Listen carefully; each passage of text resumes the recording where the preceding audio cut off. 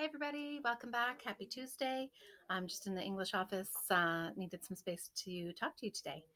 Okay, so I'm just going to go through the recommended tasks for each day, which I did include in a news post in writing, kind of color coded by the day in nice fall colors.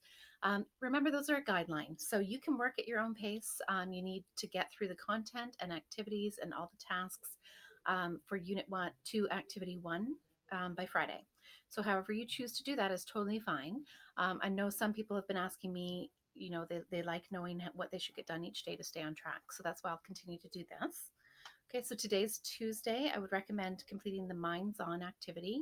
So that's reading the infographic and answering all of those questions, and then also completing the reflection. Wednesday, complete the action activities. So review the elements of a news article and reading strategies. And then you're going to read the article about Finland's baby boxes. And then watch the Think Aloud. And the Think Aloud video is a teacher modeling how to summarize a news article. Okay, and you'll be doing that. And then I also want you to read through the summary example, and there's a little green arrow. If you click on it, it highlights the text and tells you. So, for example, you click on the arrow, and the first thing it says is I included the author's name. And it tells you why they do each of those steps. And you will be writing an article summary by Friday. So it's a good idea to watch that for that criteria and also for your task for Thursday.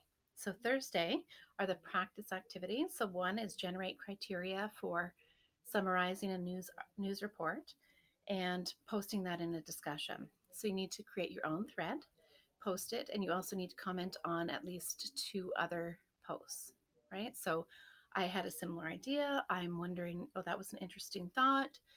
Why did you include this? Those kinds of things. Okay. And then the second practice on Thursday is to choose an article either about Nunavut's food prices or teens and e-cigarettes. And to help you to decide which article, I want you to activate prior knowledge. I want you to kind of browse through, look at any text features that interest you, and just kind of decide which one's the best pick for you. You're going to read it, then you're going to print it off, and then you're going to annotate it. And you have to do three things when you annotate. And annotate just means to mark up. So the first thing you're going to do is highlight the main idea. The second thing is to identify, and I would recommend underlining 3 or 4 main supporting details for that main idea. And then the third thing is to cross out non-essential information. So stuff that you don't need to include for a summary to talk about what was important in the article. Okay, so that's Thursday.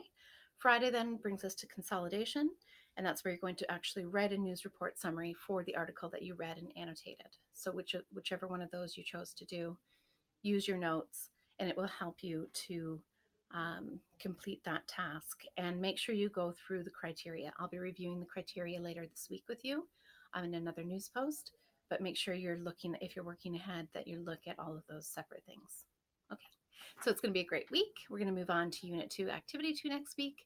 And again, please keep emailing me. I'm getting a lot of good questions, a lot of good communication about needing an extra day to complete something or asking me to call when you can be in front of a computer. I've had several of those conversations, and I'm happy to do that. So please reach out to people in your building if you need extra help. I know a lot of people are working with guidance counselors or resource, whatever kind of support system you have in your school is fantastic.